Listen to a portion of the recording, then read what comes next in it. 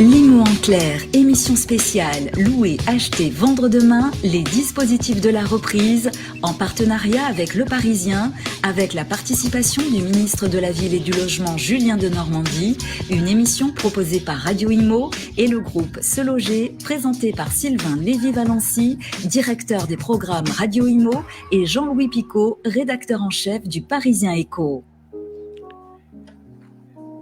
Bonjour à toutes et à tous. Merci d'être avec nous. Je crois qu'on a. Est-ce que le ministre est avec nous? Le ministre du Logement est avec nous. Oui, merci. Bonjour. Bonjour Julien Denormandie, merci d'être avec nous. Vous êtes ministre du Logement et de la Ville. Merci à tous et à toutes d'être connectés sur Radio Imo. Sachez aussi que nous sommes en streaming sur la page Facebook du Figaro et du Figaro Économie, sur la page Facebook de Se Loger, la page Facebook de la FNIM, celle de Radio Imo, mais aussi directement sur la radio. Pardonnez-nous aussi du temps que nous avons pris. Voilà, ce sont les aléas du direct. Voilà, émission sur le spéciale. site du Parisien Écho, Sylvain, bien sûr. Oui, et les sites bien sûr et sur les sites bien sûr du Parisien Écho. Merci Jean-Louis. Nous sommes en direct pour l'IMO en clair avec nos partenaires. On a coproduit cette émission avec le groupe Se Loger. C'est parti pour une quarantaine de minutes d'émission sur deux grandes parties, deux grands champs sur lesquels on va vous parler d'immobilier, l'immobilier neuf et l'immobilier ancien, avec un plateau que nous avons composé. Mon complice du jour, journaliste, rédacteur en chef du Figaro Écho, Jean-Louis Picot, est avec nous. Parisien Écho, du Parisien. Parisien Écho, pardon. Ouais, bon, peut-être un jour, mais là, c'est pas Parisien Écho. Salut Jean-Louis. Bonjour à tous. Enchanté d'être là avec vous. Merci d'être avec nous. Pardonnez-moi. Jean-Marc Torolion, président de la FNAIM, est avec nous. Bonjour, merci à tous. Bonjour, monsieur le ministre. Merci. Bertrand Stalder, le président de Se Loger. Bonjour, monsieur le ministre, mesdames et messieurs. Bonjour. Merci d'être avec nous. Alexandra François-Cuxac, présidente de la Fédération des promoteurs immobiliers, est avec nous. Bonjour, monsieur le ministre. Bonjour à vous toutes et tous. Voilà, merci Julien Denormandie d'avoir accepté de faire cette émission. C'est la deuxième fois qu'on se voit depuis. Là, on est en déconfinement, hein, puisqu'on s'était vu en période de confinement pour une émission spéciale. Merci d'être avec nous. Nous avons voulu, avec l'IMO en clair, pour cette numéro spécial de l'IMO en clair, parler de cette étude de l'Observatoire du moral des Français, qui dégage des grandes tendances qui sont apparemment très positives pour les porteurs de projets en matière immobilière. C'est un observatoire qui existe depuis maintenant pratiquement 8 ans. Il y a 2 à 3 salles dans l'année qui permettent d'observer, de mesurer le moral des Français. Bertrand Stalder, vous avez mené cette étude. Quelles en sont? Je vais vous céder la parole pour démarrer. Quelles sont les grandes tendances qui vont alimenter aussi le débat pour lesquels nous sommes tous présents ici? Bertrand, votre micro. Merci Sylvain. Oui, je suis effectivement d'abord très heureux de vous retrouver en ce moment finalement si particulier, si spécial que représente cette semaine de déconfinement et des questions qu'elle peut susciter. Alors, nous n'avons sans doute pas de certitude quant à l'avenir, mais je pense que c'est une étape qui est particulièrement importante pour notre marché, qui est aussi une étape positive, qui est ancrée dans l'action, et c'est donc sans doute le bon moment pour faire un point d'étape. Alors, avant de rentrer dans les données, dans les insights, on va dire, de notre observatoire, je voudrais revenir sur sa création et finalement de quoi il est constitué. C'est un observatoire du moral de l'immobilier, donc vraiment, ce sont des marqueurs sur la confiance des porteurs de projets. Ce que l'on mesure, ce sont vraiment les attentes et la confiance des porteurs de projets, ceux qui veulent réaliser un projet immobilier, que ça soit dans l'achat, la vente, la location, l'investissement, dans les 12 prochains mois qui viennent. Alors, ce n'est pas, comme vous l'avez souligné, ce n'est pas un baromètre qui vient juste d'être créé pour l'occasion. Il existe depuis 8 ans. On a fait près d'une trentaine de vagues. Nous en avons fait cette année 2, une en février et une au mois d'avril, 3 semaines après le démarrage du confinement et avant même l'annonce du déconfinement. Donc, dans un moment, on va dire, d'inquiétude ou d'incertitude particulièrement fort. Les données de ce baromètre sont également redressées avec les données de cadrage de Kantar TNS, qui est un institut bien connu. Il a porté sur 4600 porteurs de projets, comme je vous l'ai dit, sur l'ensemble des typologies de porteurs de projets, acquéreurs, vendeurs, locataires, investisseurs, bailleurs. Ce baromètre, j'insiste sur ce point-là, n'est en aucun cas une vérité en soi. Finalement, c'est une sorte de thermomètre. Et comme tout thermomètre, eh bien, il évolue, parfois rapidement, mais il mesure un élément qui est un élément fragile et fluctuant, qui est la confiance des gens et des porteurs de projets. Alors, quoi de mieux pour débattre de la reprise, finalement, que d'aborder ce thème de la confiance qui, si ce n'est pas une condition suffisante à la reprise, c'est en tout cas une condition sine qua non, celle sans laquelle rien ne pourra se réaliser. Et on va le voir, la confiance, elle est là. Il y a évidemment des craintes extrêmement fortes et fondées sur la crise économique possible et ses conséquences. Cela grandira sans doute dans les semaines ou dans les jours à venir, mais il faut voir quel est l'état de ce moral. Je voudrais en fait souligner 3 éléments, 3 insights. Le premier, c'est la confiance générale des ménages. Vous l'avez peut-être vu récemment, l'indicateur de l'INSEE du mois d'avril est sorti et on a pu noter une baisse de 10 points de ce moral général des ménages, on va dire, en avril versus le mois de février. Cependant, le point positif, si on regarde le verre à moitié plein, eh bien, le niveau de ce moral est supérieur de 10 points par rapport au moment de la crise de 2008-2009 et il est même supérieur à la période de décembre 2018, finalement, qui est une période pas très lointaine et qui montre quand même une certaine résilience des ménages français.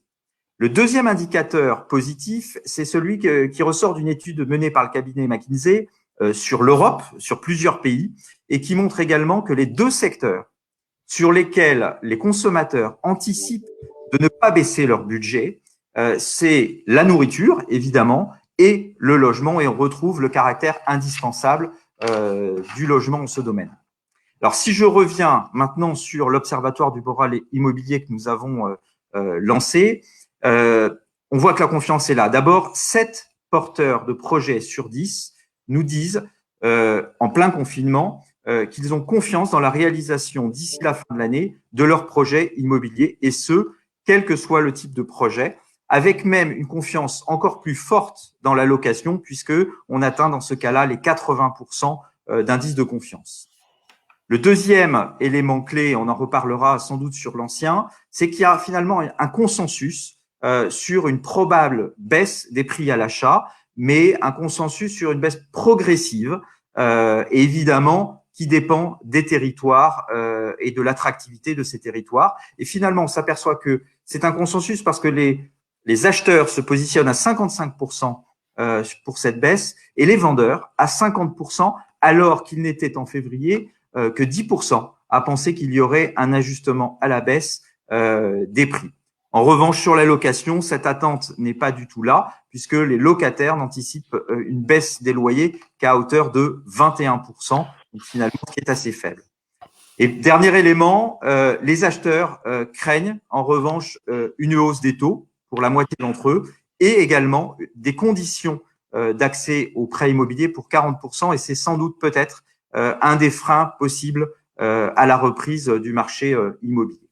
Et plus que, pour clôturer cette présentation, plus que l'enquête de l'Observatoire du moral de l'immobilier, des faits sur la reprise en termes de trafic finalement, par exemple sur nos sites, ce que l'on peut constater, c'est que sur l'ensemble des marchés, progressivement, le trafic a repris, et depuis ce début de semaine, ce qu'on constate, c'est des trafics qui sont supérieurs pour quasiment l'intégralité des marchés, supérieurs à ce qu'il y avait au début du mois de mars, sauf peut-être sur 2 marchés, le marché du neuf qui est encore en retrait de l'ordre de 20% en ce domaine-là, et le marché des bureaux et commerces, évidemment, qui est extrêmement affecté par l'actualité. Voilà ce que je peux dire pour introduire finalement ce débat sur la reprise.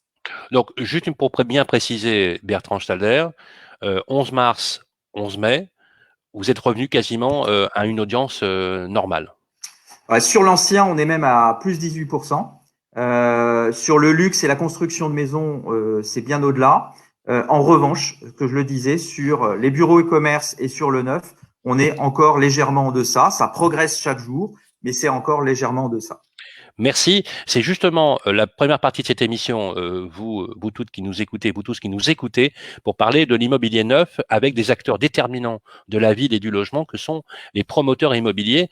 Ça augure finalement d'un état moral, Jean-Louis Picot, qui est plutôt intéressant. Hein. Jean-Louis. Pardon, je mets mon micro. Oui, c'est intéressant et c'est plutôt réconfortant de voir que dans un contexte qui est très difficile, depuis 2 mois et demi, eh bien, la confiance reste de mise. Les gens sont cependant réalistes. Hein, dans l'étude de Se Loger, il y a effectivement le constat d'un pouvoir d'achat qui va baisser, mais qui, pour autant, ne contrarie pas forcément les projets des futurs acheteurs. Ce qu'il faut voir, enfin, selon moi, hein, tout le monde le sait, on est encore dans une crise sanitaire. On redoute la crise économique dans laquelle on est entré aussi, et il y a peut-être derrière une crise financière à venir. Donc, je ne veux pas jouer les oiseaux de mauvais augure et être trop pessimiste, mais il faut voir aussi les prochains baromètres, ce qu'ils vont donner parce que ça va se jouer aussi à partir du mois de septembre, fin d'année, le contexte va évoluer. On espère, pour des tas de raisons, qu'on va réussir à stabiliser tout ça et continuer au moins comme c'était avant, voire repartir en mieux, mais il faut quand même se méfier. Bon, mais c'est vrai que la confiance est là, c'est très bien. J'ai noté que dans l'étude de Se Loger, il y a aussi, je pense que c'est un point intéressant, deux acheteurs sur 3 qui vendent et puis qui rachètent derrière. Ça explique aussi cette confiance par rapport à la baisse des prix, c'est-à-dire je suis vendeur, c'est pas forcément une bonne nouvelle, sauf que derrière, si je rachète tout de suite, j'en profite aussi. Donc ça, il faut le noter. Et puis, dernière chose qui va nous amener sur le premier sujet de débat sur le neuf, c'est que tout le monde constate ou prévoit en tout cas des retards. C'est-à-dire qu'on soit acheteur, vendeur, il y a bien sûr cette constatation que les opérations vont prendre du retard et qu'il faudra en tirer les conséquences par la suite. Voilà, ça nous amène à notre premier débat sur l'immobilier neuf, il me semble. Alors, merci Jean-Louis. Alexandra François-Cuxac, juste une réaction sur les résultats de cette étude. Et bien évidemment, vous êtes au cœur du réacteur, si je peux dire, pour la reprise des activités pour les promoteurs immobiliers. Alexandra. Oui, merci. Cette étude, elle m'inspire énormément de choses. Elle donne aussi beaucoup d'enseignements. Je voudrais commencer d'abord par remercier quand même notre ministre, profiter qu'il est à l'antenne et de visu avec nous pour le remercier de plusieurs choses. D'abord pour sa grande disponibilité pendant la gestion de la crise. On a traversé un moment foudroyant, très brutal. Et on a eu un ministre disponible, on a eu un ministre réactif, avec une équipe autour qui a été capable de réagir, notamment au sujet des ordonnances. Vous savez, il a fallu légiférer énormément pour pouvoir débloquer un certain nombre de situations dans l'immédiat. Et avant toute chose, je voulais quand même, je sais qu'on a l'habitude plutôt de taper sur les élus, plutôt de dire ce qui va pas. Il faut aussi quand même de temps en temps savoir reconnaître qu'on a eu, en tout cas dans notre ministère de tutelle, une très grande écoute, une très grande disponibilité, une capacité à réagir. Je sais qu'ils sont pas dans leur milieu naturel quand ils sont dans le local, dans le chantier. Voilà, les mains dans le cambouis, c'est pas leur rôle. Ils ont fait l'effort de nous comprendre et pour cela, je l'en remercie beaucoup. Et je voudrais tout de suite vous dire, oui, au niveau des clients, il est vrai que on a des gens qui sont encore dans la crainte. C'est très difficile parce qu'on doit nous-mêmes, en tant que professionnels, sortir de la gestion de la crise quotidienne en se projetant sur la relance de notre secteur. Mais nos clients, ils restent inquiets, ils sont dans la crainte et il faut qu'on arrive à les accompagner pour retrouver cette confiance. Je parle évidemment du secteur du neuf, qui est un secteur particulier puisqu'on achète en l'état futur d'achèvement. Les gens se projettent dans un achat qu'ils vont avoir dans 6 mois, dans 1 an, dans 1 an et demi. En tout cas, aujourd'hui, avec retard, c'est évident. Il faut donc qu'on arrive à les sortir de ce réflexe de thésauriser ce qu'on fait quand on a peur pour aller faire l'acte de confiance, d'investir, de revenir vers la pierre, qui est évidemment un investissement adoré des Français. Mais il y a le sujet aussi derrière de la baisse du pouvoir d'achat qui plane et dont on ne sait pas exactement combien elle va représenter. Et puis finalement, savoir si les gens vont également avoir les moyens de se payer le logement qu'ils désirent, parce que ça reste un désir, ça reste un besoin. Rappelez-vous qu'il y a quand même un très très grand besoin né de l'évolution démographique de notre pays, et que donc on a le devoir de produire du logement neuf, du logement rénové, et de faire vivre le parc ancien. Donc moi j'aurais tendance à dire, et ce sera ma première question, très rapidement j'y viens, il faut absolument que l'État réussisse à accompagner ce retour de la confiance avec des outils fiscaux, avec des outils financiers. On est dans un contexte de taux qui reste bas, mais un contexte de taux haussier, ça a été dit, il faudra donner des messages forts. Mais j'ai aussi dans ce plan de relance pour le neuf, que l'on essaye d'esquisser, que je vous dévoilerai pas parce qu'il va être d'abord en priorité donné au ministre Julien Denormandie dans la première semaine en ce qui concerne la Fédération des promoteurs immobiliers, et je sais que le gouvernement fera le sien. Mais en tout cas, ce que je voudrais lui dire également, c'est que fin 2019, on était déjà dans une baisse de production de logements neufs. On était dans une baisse des autorisations. On était déjà dans un contexte d'élection locale qui avait fortement ralenti la production de logements. Et qu'en est-il aujourd'hui? Le déconfinement fait qu'on va perdre environ cette année 100 000 logements autorisés. 100 000 logements autorisés en moins dans l'année 2020. C'est colossal, c'est pratiquement un tiers de la production du neuf. Donc il faut absolument comprendre que l'offre de logements neufs, elle va être, dans les prochains mois, y compris en 2021, vous savez que nous on est sur un temps long, largement réduite. Donc ma proposition et ma question, j'y viens au ministre, c'est: êtes-vous convaincu, monsieur le ministre, que le plan de relance que vous allez élaborer, bien sûr, à l'échelle du gouvernement auquel vous participez, mais également dans le secteur de l'immobilier et en particulier l'immobilier neuf, que ce plan de relance doit agir à la fois sur l'offre de logements neufs et à la fois sur la demande de logements neufs? Merci Alexandra. Monsieur le ministre, vous avez la parole. Merci beaucoup. Écoutez, bonjour à toutes et tous. D'abord, moi, je voudrais saluer l'étude qui nous a été présentée. Je crois qu'elle est extrêmement importante parce que le maître mot de confiance est au centre de tous les résultats de cette étude.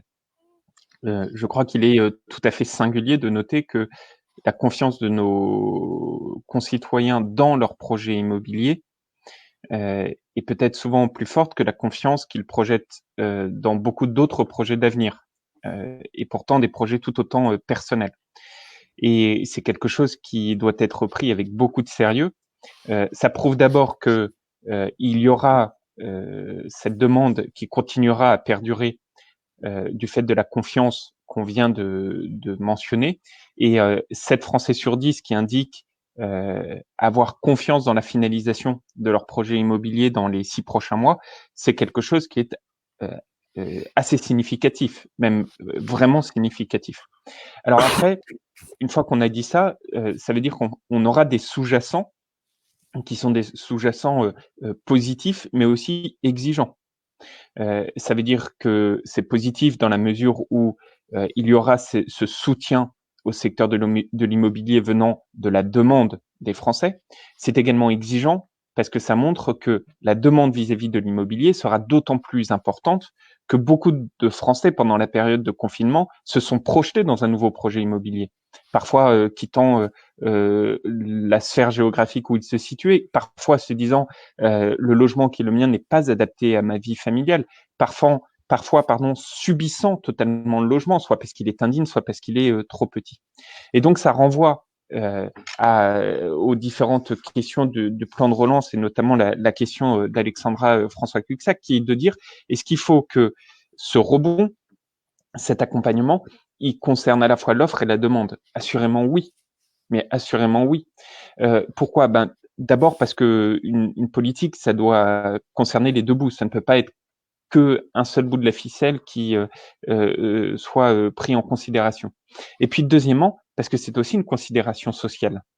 Moi, je m'inscris en faux par rapport à un discours qu'on entend très souvent en disant tout soutien à la demande a un problème fondamental, c'est que c'est un problème inflationniste.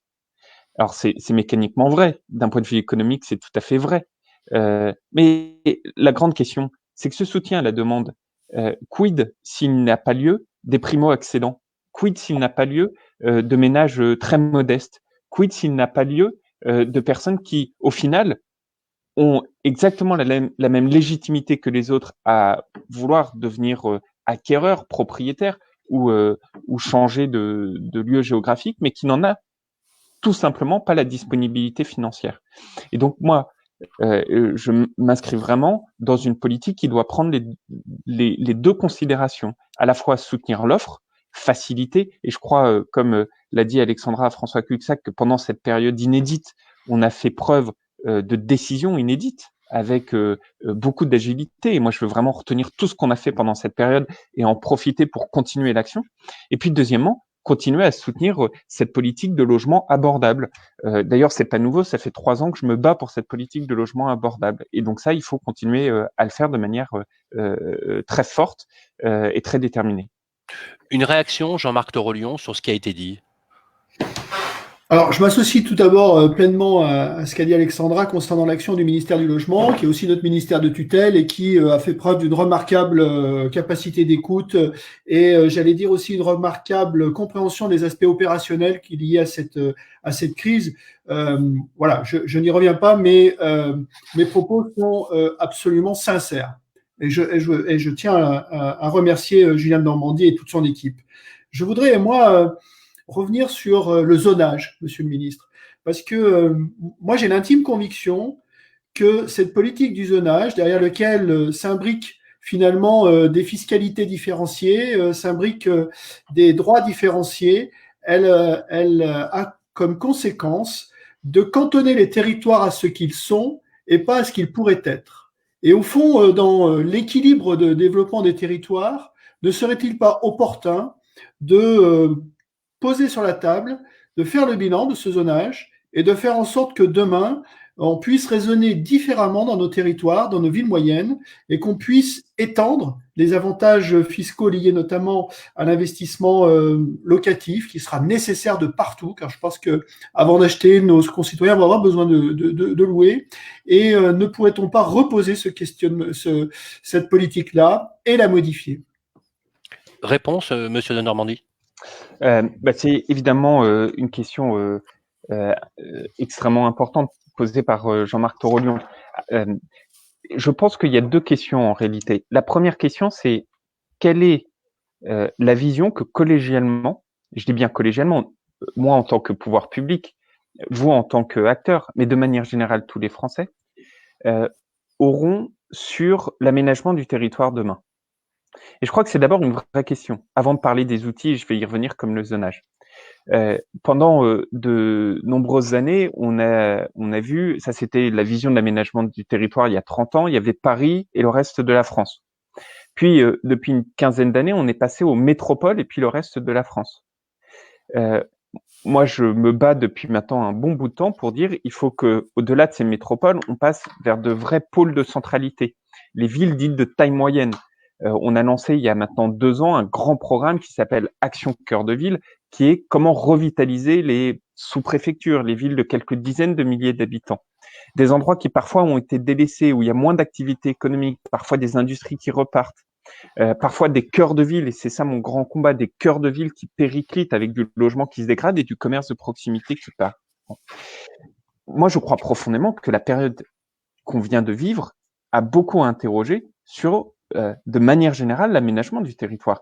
Et alors, c'est trop tôt encore pour le dire, et je ne pense pas que Ce Loger ou le Parisien Écho ait déjà des données précises dessus, mais ce qu'on voit cette semaine, parce que ça ne fait qu'une semaine que les visites ont reprise, mais vous l'avez constaté comme moi, c'est une très forte appétence pour des territoires qui, auparavant, n'avaient pas forcément la même appétence en termes de logement. Mais parce qu'aujourd'hui, on a réalisé collégialement que le télétravail, c'était possible. Mais je vais vous le dire, même dans une administration comme la mienne. Dans une administration comme la mienne, on a réussi, je remercie vraiment les propos qui ont été tenus sur la grande action de mon ministère. Enfin, moi, j'avais énormément de mes équipes qui étaient en télétravail. Et donc aujourd'hui, on se rend compte qu'il y a de nouveaux modèles de sociétés qui sont possibles et qui vont avoir un impact sur l'aménagement du territoire. Ça, c'est le premier point qui est essentiel. Et après, sur le zonage, moi je suis un adepte de la sortie du tout zonage. Je pense que c'est de la folie le tout zonage.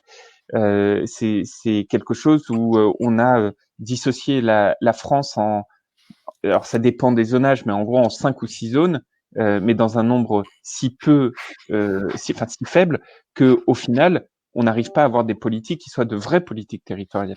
Et donc évidemment, il faut sortir du zonage.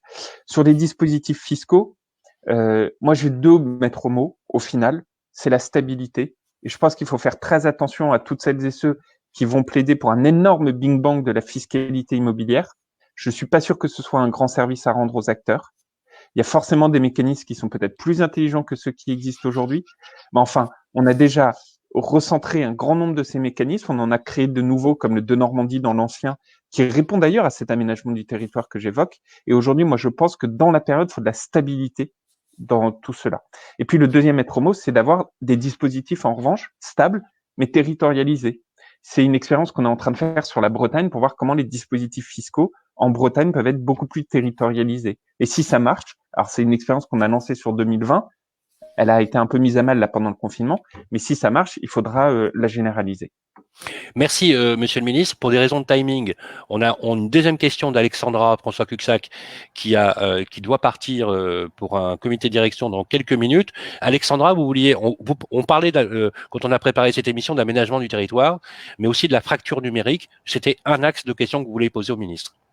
Oui, en effet, la crise sanitaire, elle a révélé un retard très très fort dans l'équipement informatique, notamment des services décentralisés de l'État, des collectivités locales, et ça a véritablement empêché le travail d'un très grand nombre de fonctionnaires, et ça a entraîné un retard très très conséquent qui va être difficile de rattraper, notamment dans les dossiers d'urbanisme.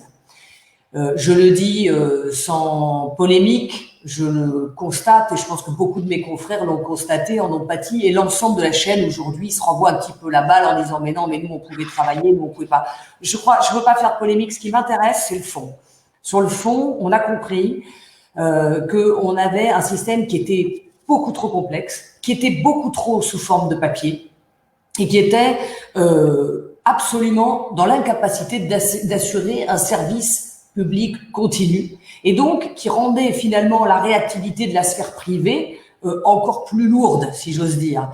On avait sans secteur privé, sans secteur public, sans service public opérationnel, le secteur privé peut finalement pas faire grand-chose et être opérant. Donc, ma question, elle est finalement très simple. Est-ce que à court terme, j'en ai 2 d'ailleurs de questions, est-ce qu'à court terme, vous pensez que pouvoir prendre des mesures afin qu'une partie du retard soit rattrapée dans la délivrance des autorisations de construire les 100 000 logements de moins dont je parlais tout à l'heure? Et est-ce qu'à moyen terme, le gouvernement auquel vous appartenez est convaincu ou pas? Et est-ce qu'il envisage des investissements en numérique pour éviter que ça se reproduise? Parce que finalement, on s'aperçoit que la digitalisation, c'est la clé de 3 choses. La simplification, donc on pourrait en profiter pour simplifier. C'est aussi la clé de la productivité, puisque quand on bosse au ralenti, c'est pas 2 mois de confinement, c'est 2 mois plus 1 mois, 2 mois, 3 mois, le temps que ça reparte, tous ensemble. Mais c'est aussi la clé de l'aménagement du territoire dont le ministre parlait il y a un instant. Merci, Alexandra. Monsieur le ministre, réponse à cette question. Plusieurs questions dans la question. Le numérique est clairement un levier extrêmement important sur lequel on avait évidemment collégialement commencé à travailler, mais pour lequel il va falloir qu'on accélère très fortement après. Je reviens pas, c'est exactement les raisons qui viennent d'être évoquées qui justifient pleinement d'aller beaucoup plus vite dans le numérique. Le deuxième point, et la vraie question, c'est de se dire comment on fait pour aller plus vite dans le numérique. La réalité, c'est dans la loi Élan, la loi que j'ai portée au Parlement il y a maintenant 1 an et demi, et vous m'avez souvent entendu le dire, j'ai voulu limiter au maximum le nombre de nouvelles règles ou de nouvelles impositions, de nouvelles normes. Et ça faisait bien longtemps qu'il n'y avait pas eu de loi de logement qui ne rajoutait pas des couches de normes ou d'obligations. J'ai voulu au contraire en enlever, on en a enlevé beaucoup. Mais j'en ai rajouté une, qui est celle d'avoir la numérisation, notamment de tous les documents d'urbanisme. On a eu ce débat avec la représentation parlementaire et on s'est rendu compte que aujourd'hui, cette loi, elle a donc été adoptée. L'objectif, c'est d'avoir cette numérisation dans les 18 prochains mois qui arrivent. Mais c'est une chose que la loi oblige, c'en est une autre que ça se fasse sur le terrain. Et c'est un nouvel exemple, vous savez, entre une loi qui donne des obligations formelles avec une réalité sur le terrain qui, parfois, comme le dit Alexandra François-Cuxac, tarde à se mettre en place dans les services de l'État ou dans les services des collectivités territoriales. Et je vais même vous dire, dans les services de beaucoup d'entreprises aussi, parce que la réalité, elle est collégiale là aussi, même si certains ont des avances par rapport à d'autres. Et donc, ce sur quoi on est en train de travailler, et c'est de faire sur les documents d'urbanisme exactement ce qu'on avait fait pour les nouvelles technologies dans la construction. Je pense notamment à la construction BIM. Qu'est-ce qu'on a fait? L'État a mis à disposition notamment des PME, des ETI, un portail, ça s'appelle Croquis, qui permet de donner les outils numériques à toutes celles et ceux qui ne les auraient pas encore adoptés. Et ça marche énormément. On n'a pas fait une obligation, on a fait une mise à disposition. Ben, je peux vous dire que ça marche énormément. Et donc, j'ai demandé à mes équipes de faire cela. Aujourd'hui, on me dit que le dispositif, il serait prêt pour le mois de septembre. Ça me paraît un peu trop long, un peu trop lointain. Donc, on essaie de voir comment on peut aller encore plus vite. Mais l'idée, c'est d'accompagner toutes celles et ceux, notamment les collectivités territoriales ou les services de l'État, de pouvoir mettre en place ces outils numériques le plus vite possible. Souvent, dans ces domaines-là, le mieux est l'ennemi du bien. C'est-à-dire que souvent, on crée des architectures numériques qui sont parfois dans le moindre détail affinées, etc., etc. Et donc, c'est pour ça que ça met un peu de temps. Et c'est là où j'ai demandé à mes équipes de peut-être aller moins dans le détail, de sortir des dispositifs plus rapidement pour accompagner les collectivités. Donc, la réponse est oui. Et pour moi, il y a une question de méthode. Et cette méthode, ça n'est pas la loi, c'est l'accompagnement. Merci beaucoup, Alexandra. On va vous laisser aller à vos occupations. Je sais que vous avez une réunion. Merci d'avoir accepté de participer à cette première partie de l'émission. On va enchaîner tout de suite avec le plateau pour la deuxième partie de cette émission sur l'immobilier ancien avec Christine Fumagalli qui est avec nous. Bonjour Christine Fumagalli. Bonjour, bonjour Monsieur le Ministre, bonjour à tous. Vous êtes la présidente du réseau Orpi, qui est le premier réseau immobilier français. Merci d'avoir accepté. On va parler maintenant beaucoup plus pratico-pratique, d'entrer dans le sujet, notamment pour nos auditeurs qui nous écoutent particuliers. Jean-Louis, des questions se posent pour l'immobilier au quotidien. C'est comment faire les visites, comment ça se passe? Bah oui, on est donc à J+3, si je ne me trompe pas, du déconfinement. Alors déjà, moi, ma première question aux professionnels de l'immobilier qui sont là, c'est comment ça se passe sur le terrain, c'est-à-dire est-ce que depuis lundi dernier, on peut à nouveau visiter des appartements, des maisons, est-ce qu'il y a des gestes barrières qui sont mis en place par les professionnels qui sont chargés de ces visites? Est-ce que tout cela, si c'est le cas, et vraisemblablement ça doit l'être, est-ce que tout cela va coûter plus d'argent, donc des honoraires en plus? Et puis, un peu pour revenir en amont sur ce qui s'est dit sur le numérique, est-ce que cette période n'a pas développé, ou en tout cas ne va pas inciter à développer justement les visites virtuelles? Est-ce que c'est l'avènement des visites virtuelles comme c'est un peu l'avènement du télétravail? Alors, première réaction, Christine Fumagalli, par rapport, et je vais compléter la question de Jean-Louis Picot, sur justement l'organisation du réseau Orpi post-confinement. Comment vous avez repris le boulot? Qu'est-ce que vous avez mis en place? Je sais que le président Torolion a mis en place un guide de préconisation sanitaire très abouti. Comment vous l'avez fait? Et comment, effectivement, pour correspondre à la question de Jean-Louis Picot, vous avez mis en place cette activité? Christine Fumagalli. Alors, avant de répondre, je voudrais à mon tour remercier tant le ministre que les syndicats et Jean-Marc Torolion qui ont su effectivement accompagner la profession. Ils nous ont écoutés, ils nous ont aidés à passer cette période avec des mesures qui étaient très attendues. Donc voilà, je vais profiter de la parole pour pouvoir les remercier à mon tour. Alors, il est évident que notre premier objectif chez Orpi a été de reprendre l'activité en priorisant la santé de nos collaborateurs et la santé de nos clients. C'est évident que pour favoriser la reprise du marché, il fallait que tant les collaborateurs que les clients se sentent en pleine sécurité pour pouvoir revenir travailler et revenir nous voir. Alors nous avons, à l'instar de ce qui a été fait par la FNIM, édité un guide sanitaire à destination de nos équipes, de nos associés, pour aider à la réouverture. Et ce guide reprend tout simplement l'ensemble des parcours clients, quels que soient les métiers de l'immobilier ancien. J'entends par là la transaction vente, la gestion locative, le syndic de copropriété, de façon à ce que tous les parcours soient tracés et qu'on puisse garantir les gestes barrières et la protection de tous à tout niveau, que ce soit la visite d'un bien, que ce soit la remise des clés, les états des lieux ou l'accueil en agence. Et au-delà de ce guide, bien sûr, nous avons au niveau des agences Orpi fait en sorte que les 1300 agences soient équipées de tous les éléments nécessaires, et j'entends par là les masques, les gants, toutes les barrières possibles que l'on met en place, les hygiaphones, parce qu'il faut encore une fois pouvoir accueillir nos clients dans les meilleures conditions, et on le voit aujourd'hui depuis le début de la semaine. Toutes ces précautions et ces mesures prises nous satisfont, puisque les clients sont là, sont de retour, et ils sont encore présents et ravis d'être là. Donc la reprise, pour vous, elle s'est bien annoncée? En tout cas, la reprise, elle a été faite peut-être même plus vite et plus rapidement qu'on aurait pu nous l'imaginer. On a fait un tour d'horizon de quelques grands pôles en France à travers l'Hexagone là en milieu de semaine, et on s'aperçoit qu'il y a du monde dans les agences, il y a des appels téléphoniques. On a repris le visite, on a repris entre autres donc l'accompagnement de nos clients, alors qu'on aurait pu s'attendre à avoir une reprise plus étalée tout le long de la semaine. Ça n'a pas été le cas. Dès lundi ou dès mardi, pour ceux qui ne rouvraient que mardi, les clients étaient là. Christine Femagali, vous avez souhaité interpeller le ministre du Logement, Julien Denormandie, sur l'accession de l'accès au logement. Je sais que vous êtes très focus sur 2-3 points, notamment les accès au crédit, qui pour vous sont la clé de voûte finalement de la relance de l'activité.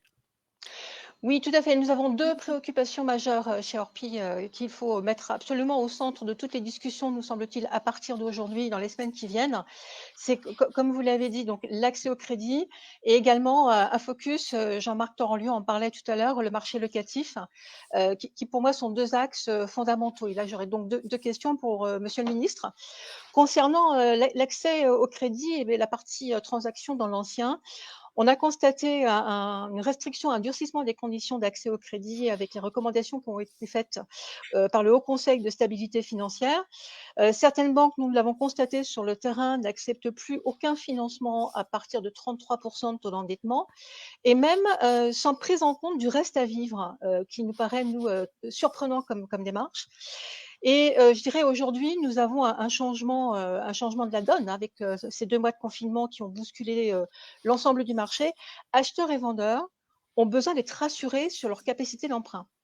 Et notamment certains qui ont été ou vont être impactés assez fortement par la partie chômage partiel. J'entends par là, nous avons, nous, des clients qui sont venus nous voir en agence et qui nous ont exprimé depuis le début de la semaine des refus d'études de dossiers par les organismes bancaires au motif qu'ils avaient une ligne indiquée chômage partiel sur les bulletins de salaire.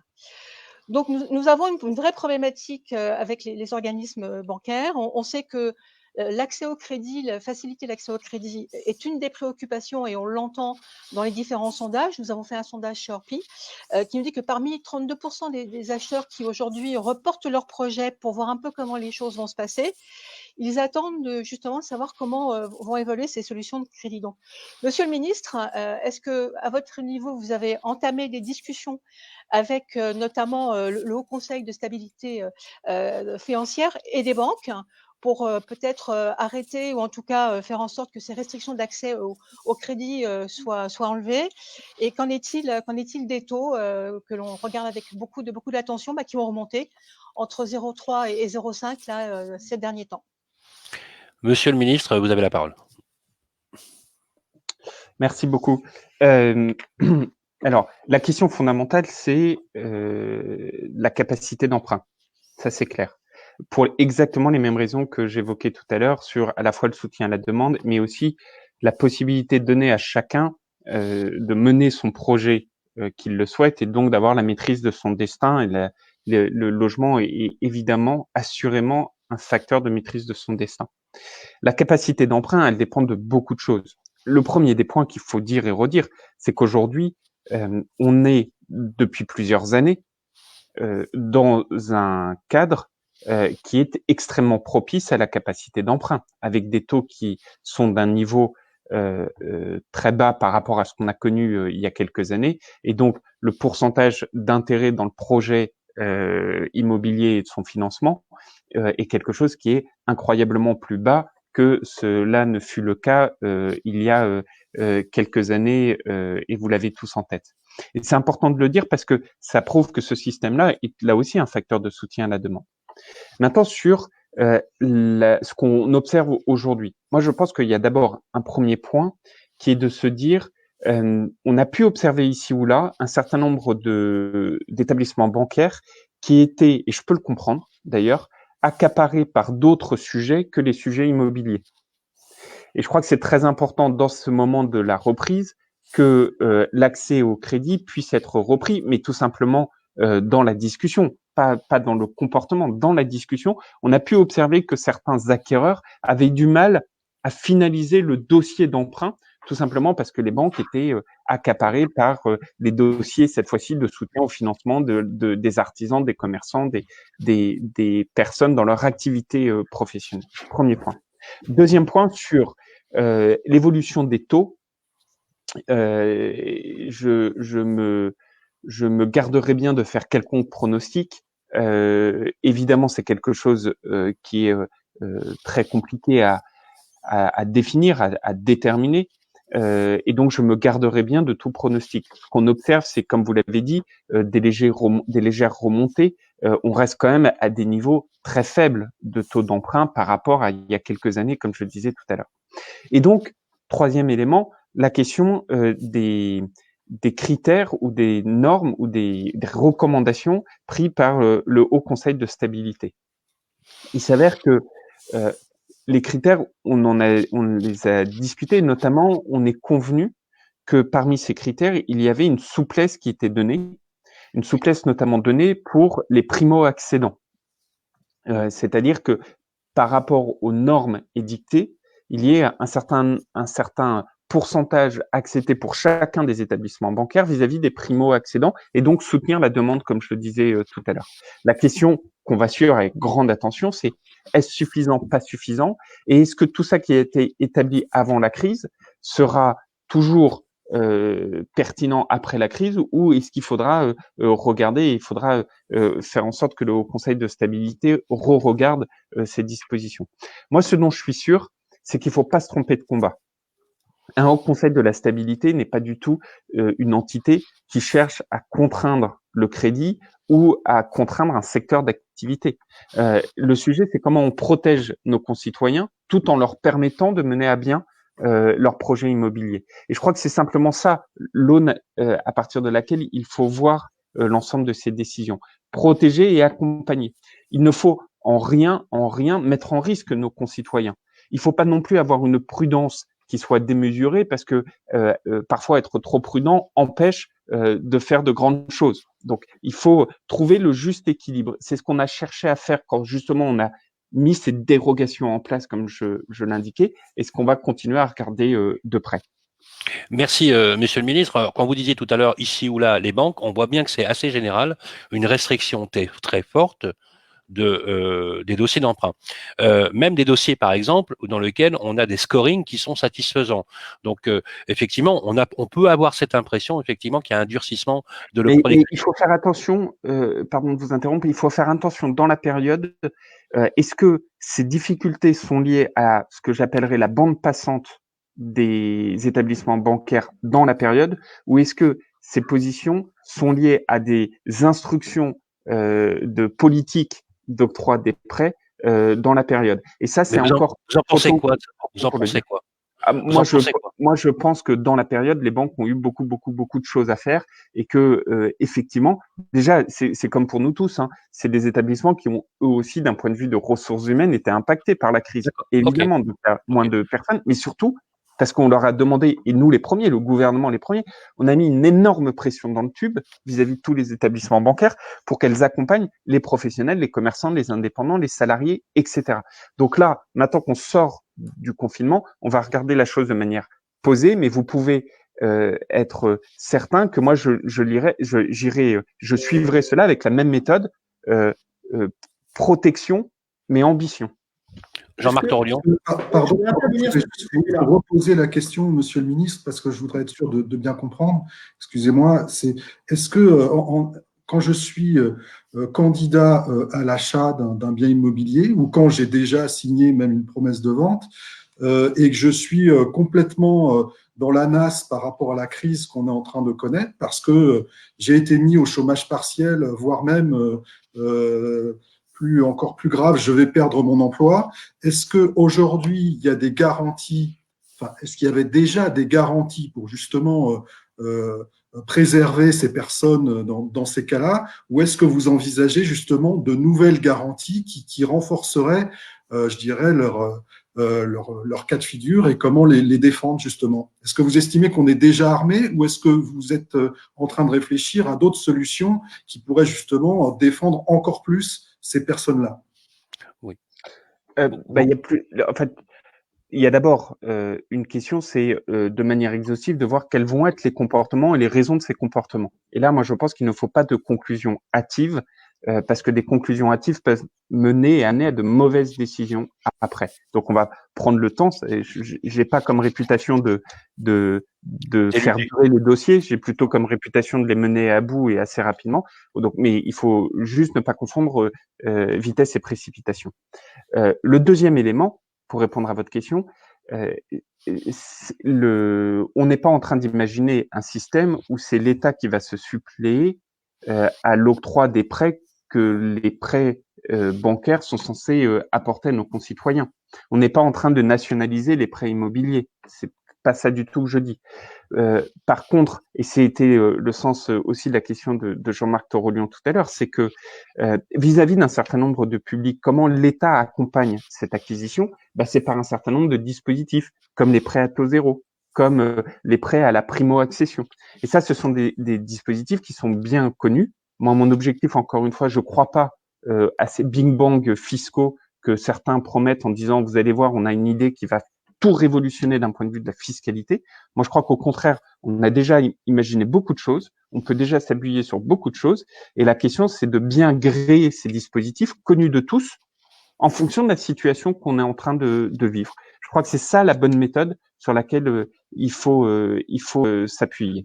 Après, dernier point, sur les recommandations des différents organismes financiers d'investissement, c'est évidemment des sujets dont je discute avec le ministre de l'économie. Beaucoup de recommandations ont été faites avant la crise et légitimement, la question c'est de voir comment tout ça s'adapte avec le moment qu'on vit.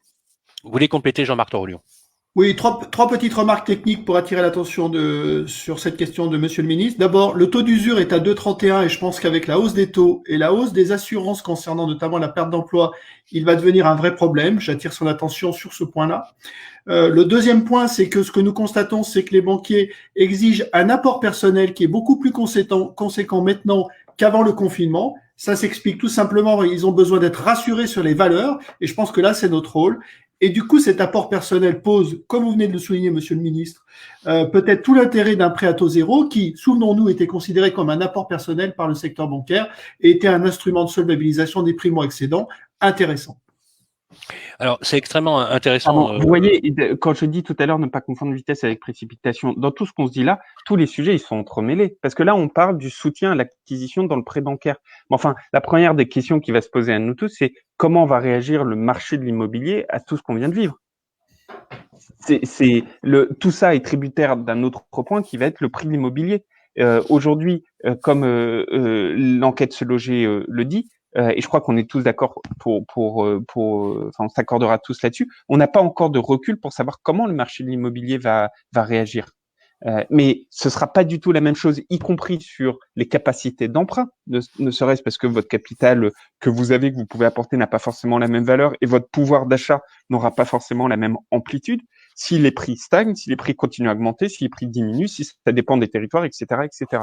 Donc, il faut qu'on ait cette vision sur tout ça pour ensuite bien disposer et définir les sujets de soutien à la fois à l'offre et à la demande. Voilà, il nous reste encore quelques minutes parce que Monsieur le ministre, vous devez être parti impérativement à 12h15.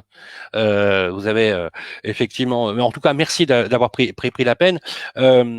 Bertrand Stalder, vous êtes l'un des sites immobiliers les plus importants en France. La question des visites virtuelles, on en a posé tout à l'heure. Jean-Louis Picot a posé cette question aussi. Est-ce qu'il y a aujourd'hui, on voit un essor des visites virtuelles qui favorisent le parcours résidentiel et qui optimisent les outils aujourd'hui mis à leur disposition, compte tenu effectivement des gestes sanitaires qu'on doit avoir? Oui, alors je pense que en fait cette question montre bien tout l'enjeu de remobilisation de la chaîne immobilière. On en a parlé avec les banques, avec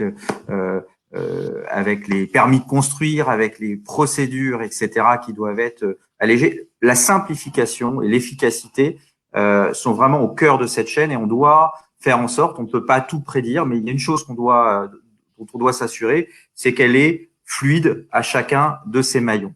Et notamment, quand je prends l'exemple de la recherche immobilière, c'est vrai qu'il y a une attente extrêmement forte d'informations de la part des acquéreurs ou des locataires potentiels quant aux biens qu'ils peuvent visiter. Et on a vu un changement d'attente et aussi d'outils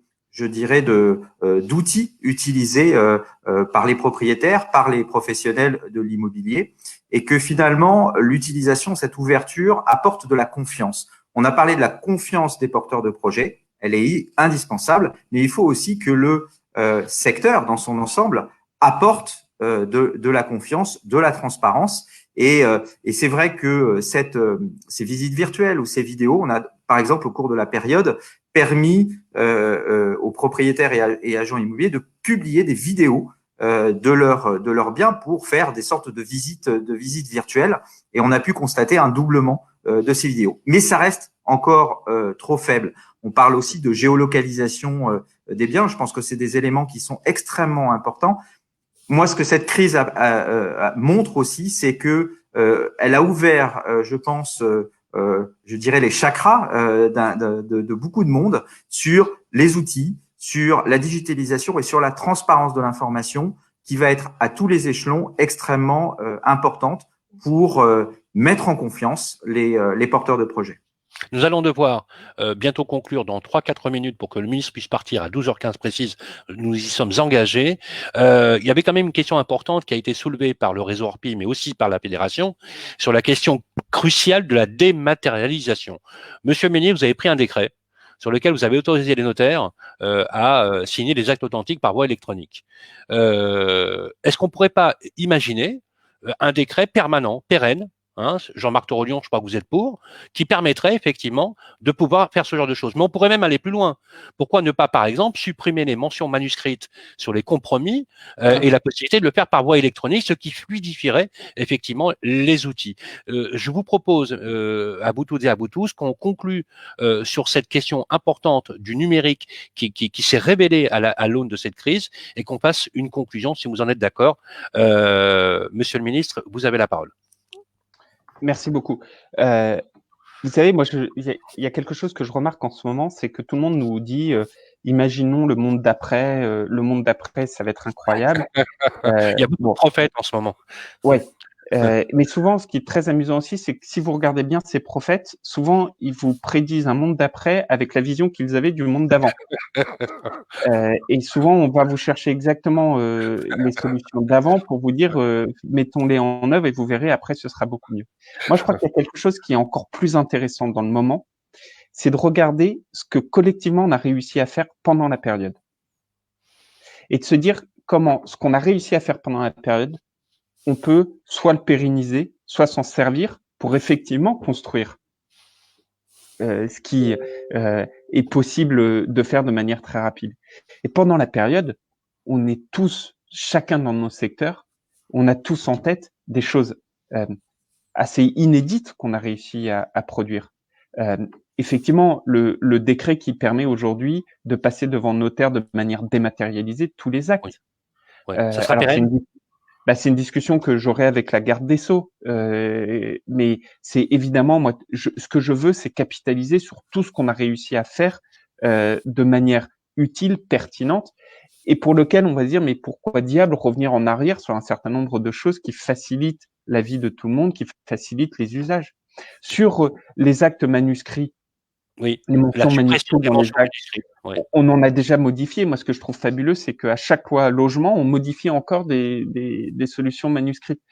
N'oubliez pas, et c'est vraiment le sens, pour moi, c'est un des marqueurs forts de l'action qu'on mène dans mon ministère, c'est qu'on est en train de réécrire, par exemple, complètement le code de la construction pour dire l'objectif, c'est d'atteindre ce vers quoi en termes de normes sanitaires, écologiques, sécuritaires, etc.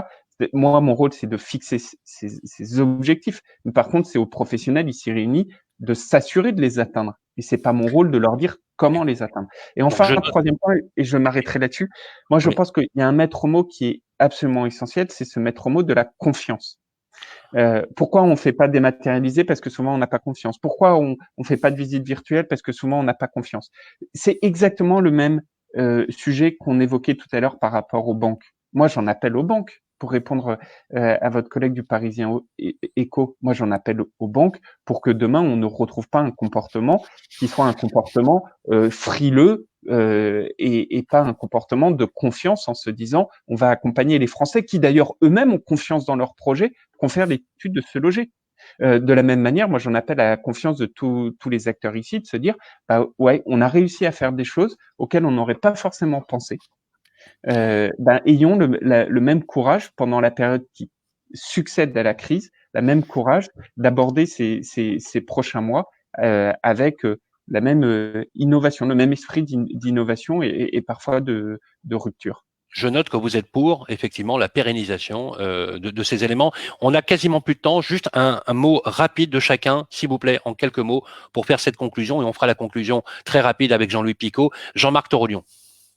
Moi, je crois qu'on a effectivement l'opportunité de réformer la façon dont les Français vont accéder à leur titre de propriété. Je crois que la chaîne industrielle immobilière, de ce point de vue-là, peut gagner en productivité, en efficacité et en sécurité.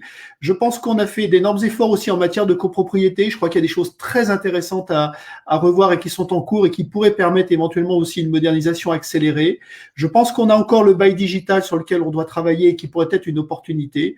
Et donc, on a finalement encore du travail. Et l'avantage, si je puis dire, de cette pandémie, c'est qu'elle a dynamité au fond les cerveaux sur bien des points, y compris les chefs d'entreprise, y compris des fédérations, y compris sur certaines idées. Eh bien, je crois que là, il y a un élan sur lequel on ne doit pas s'arrêter et je suis plutôt heureux que le ministre soit extrêmement réceptif à tout cela. Donc, on a un vrai travail à poursuivre. Merci Jean-Marc Torolion. Christine Fumagalli. Oui, là, je vais rebondir sur ce qui vient d'être dit. La confiance, nous sommes d'accord, c'est le maître mot et encore plus dans un projet immobilier. C'est également une question qu'on n'a pas eu le temps d'aborder, ce qui était je dirais la raison même du projet Nogal, c'est louer en confiance et remettre de la confiance dans cet univers du marché locatif qui en a bien besoin et qui, avec ce qui vient de se passer, on aura encore plus besoin demain. Donc, j'espère juste que ce projet, voilà, n'est pas tombé aux oubliettes. Et j'aurais aimé savoir si Monsieur le ministre peut répondre. C'est voilà, où en est-on de ce projet? On n'a quasiment pas de temps, mais juste d'un mot, Monsieur le ministre, c'est toujours à l'examen? Alors, effectivement, il y a beaucoup de projets qui ont pris un peu de retard du fait du confinement, mais je vous confirme que l'objectif qu'on recherche depuis le premier jour avec le député Mickaël Nogal, que je salue, qui est de rétablir cette confiance entre les acteurs, en rien n'est tombé à l'eau. Bien au contraire, je crois que la période a montré que rétablir la confiance entre propriétaires et locataires était importante. Moi, je crois même pouvoir dire que le confinement, souvent, a montré que cette relation entre propriétaires et locataires était parfois plus forte qu'on ne le pensait. Donc, c'est toujours d'actualité et on verra peut-être une loi naître d'ici la fin de l'année, début de l'année prochaine. On va rediscuter de l'agenda parlementaire, mais je vous confirme que c'est toujours d'actualité de mener ces travaux avec le député local. Et puis, il y a d'autres idées aussi qui fleurissent, mais c'est très important. Merci. Très rapidement, un mot de conclusion. Bertrand Stalder, président de Se Loger. Moi, je dirais simplement, je reprendrai les mots de Monsieur le ministre sur capitaliser. Je pense que c'est important de capitaliser sur ce qui a été fait et capitaliser aussi sur cette confiance. Et je trouve que ce qu'on a pu montrer, enfin ce que les professionnels, les fédérations ont pu montrer aussi au cours de cette période, c'est que l'agent immobilier peut être un tiers de confiance qui, sans doute, fluidifiera le marché et la confiance dans le marché au cours des prochains mois. Merci Bertrand. Jean-Louis Picot, rédacteur en chef au Parisien Écho. Voilà, Parisien Écho. Bonne émission. On n'a pas pu poser toutes nos questions, mais c'était assez rythmé. Il faudra en faire une deuxième. Mais ça sera toujours d'actualité. Juste pour dire 2 mots sur cette confiance, il y a quelque chose qui n'a pas été dit sur l'étude de Se Loger, c'est que, et puisqu'on parle là plutôt des locataires, un bailleur sur 2 quand même qui est inquiet pour le paiement des loyers dans un avenir proche. Donc la confiance, elle est partagée, on va dire, à moitié. Et donc il faudra être vigilant là-dessus, sur ce contexte-là, dans les prochains mois, parce que, comme je le disais en début d'émission, les mois à venir, la fin d'année va être sans doute très décisive et pas évidente à négocier. Je sais que le ministre est vigilant sur toutes ces questions-là, donc c'est important. Et l'autre chose qui me semble évidemment très importante aussi, c'est ce qui a été évoqué sur le rééquilibrage économique, géographique, avec cette envie des gens d'aller peut-être aller voir ailleurs si l'herbe est plus verte, tout en continuant à travailler, ce qui veut dire justement le numérique à la hauteur, sinon rien n'est possible. Merci. Et d'ailleurs, monsieur le ministre, du coup, vous serez invité à une deuxième émission pour compléter ces questions. Merci en tout cas à toutes et à tous de nous avoir suivis. Merci Jean-Louis Picot, rédacteur en chef du Parisien, nos partenaires Le Parisien. J'aimerais qu'on passe une mention spéciale à Séverine Amat et toutes ses équipes qui a vraiment œuvré pour que ça se fasse. On n'a pas lâché l'affaire. On a réussi à vous avoir, Julien de Normandie. On était ravis, en tout cas. Mais je sais que vous faites le maximum. Vous inquiétez pas. Merci à Jean-Marc Torolion, président de la FNAIM. Merci à Bertrand Stalder d'avoir produit avec Radio Imo cette émission en partenariat avec Le Parisien. Merci à Christine Fumagalli, première présidente, une femme présidente, et il faut le dire parce qu'il n'y en a pas suffisamment aujourd'hui, à la tête du premier réseau immobilier français. Merci Christine. Merci à vous, Julien de Normandie. Vous avez été top, comme d'habitude. On adore vous avoir sur le plateau. On vous a pas ménagé, mais en tout cas, vous avez répondu haut et clair. Je vous dis à très bientôt alors. À bientôt. Merci à tous. Merci à vous. Merci.